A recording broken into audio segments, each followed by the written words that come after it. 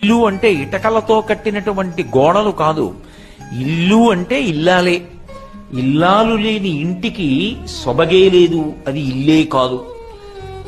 మంగళప్రదమైన సభలో నాకు ఆ మాట అనడం ఇష్టం లేదు, కానీ పురుషుడికి శాంతి ఎంతకాలం, పురుషుడికి ఇంటికెళ్లాలన్న సంతోషం ఎంతకాలం, ఆమె ఉన్నంతకాలమే.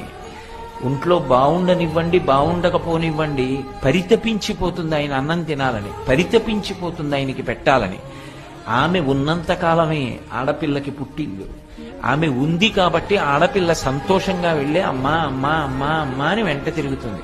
అమ్మా ఇది ఎలాగమ్మా, అది ఎలాగమ్మా అని అడుగుతుంది. ఆమె లేని నాడు ఆడపిల్లకి పుట్టిల్లేది, ఎక్కడ పురుడు పోసుకుంటుంది? కొడుక్కి సంతోషంగా అమ్మా అమ్మా అని ఇంటికి వెళ్ళడానికి అక్కడ ఏముంది? భర్తకే లేదు ఆ సంతోషం. ఆమెతోటే ఆ ఇంటి వైభవం.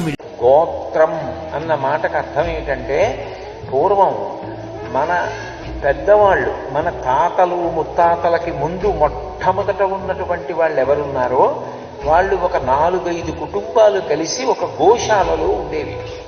ఒక పెద్ద గోవుల మందని పెంచుతూ అక్కడే 4 కుటీరాలు నిర్మాణం చేసుకుని ఆ 4 కుటీరాల్లోనూ ఆ 4 అన్నదమ్ముల్లా బ్రతికారు.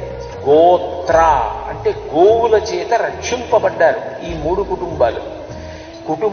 ఈ 3 కుటుంబాలు రక్షింపబడి 3 కూడా సంతానాన్ని పొందారు. వీళ్ళు 3 ఒక్కచోట ఒక గోశాలలో 3 కుటీరాల్లో ఉన్న కారణం చేత అన్నదమ్ముల కింద పెరిగారు. ఆ పెద్దవాళ్ళు 3 కూడా అన్నదమ్ముల్లాగే కలిసి ఉండేవారు.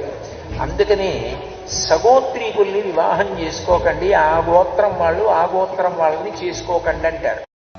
ఎవడు ఓర్పు పడతాడో, ఎవడు ప్రతిదానికి కాలు దువ్వడో, ఎవడు ప్రతివాడికి జవాబు చెప్పడో, ఎవడు ప్రతిదానికి స్పందించడో, ఎవడు ఓర్పుతో నిలబడగలడో వాడు విశేషభూషణములు ధరించినవాడు.